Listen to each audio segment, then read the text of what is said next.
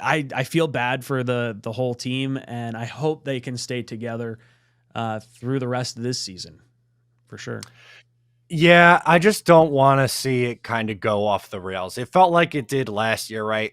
Season ends on a 6-game losing streak, and the last few weeks were just rough. The Jacksonville, Seattle, Miami, like that. That was the last 3-game stretch, I believe, unless I'm missing one. They had the Lions game mixed Hmm. in there somewhere, but that team was also one that just went off the rails, and that was it. And 7 games is a lot. Like, they still have a lot of schedule left. I'm not going to be crazy. I'm not saying that the Jets are going to get their way back into it. They're going to rattle off 3 wins in a row. I'm not there, but I don't want to see this team go into a shell and finish 4-13. Like, okay, then you get what, the 7th pick in the draft. I guess there's a positive there, but a lot of this core, right, is coming back for next year, and it would be a second year in a row of a god awful, abysmal finish. Like, this team also needs how to learn to win. They're a young team outside of Rodgers. Like, it would do them well because you're assuming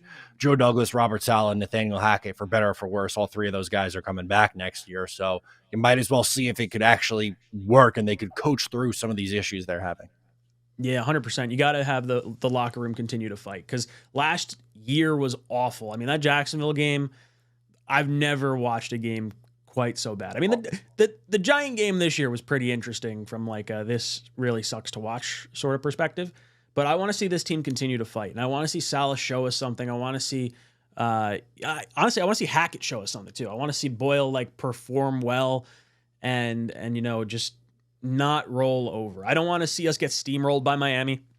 I got so many damn Dolphins fans in my DMs that, like, if we get steamrolled by Miami, and they'll be like, oh, we beat this great defense. Like, I'm already trying to kind of fend off the Bills from the Jets defense. It's like, dude, like, they gave up. They just flat out gave up, or they got beat. Like, the first time they got beat this year. But, like, it sucks. I hate trying to make excuses and trying to find, like, reasons as to why we're better than we are. And, I hope excuse season is kind of over at this point. Do you think we see Zach at all again this year or ever? Or do you think it's Boyle the rest of the way out? Do you think Boyle can hold the team the rest of the way out? Or do you think we wind up moving to Simeon at some point? Oh, I think Simeon will start.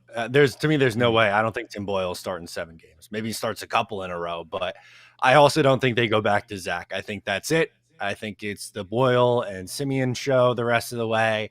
And I think Zach Wilson's cut in the offseason. I would be floored if he's on the roster in 2024, just based on Salah's comments this week. Like, we'll Mhm. handle that in the offseason kind of thing. It's like, oh, all right, see ya.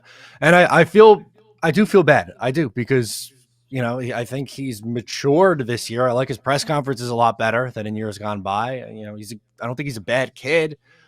He's talented, and the issue's never been talent. None of us has ever gotten up here and said Zach Wilson's not a talented player. Um, but I think that's it. I think it's over. Yeah, I definitely get the feeling it's Boyle and Simeon. And then, I mean, short of like injury, if you get an injury, then maybe you get some sort of opportunity to see Zach one more time.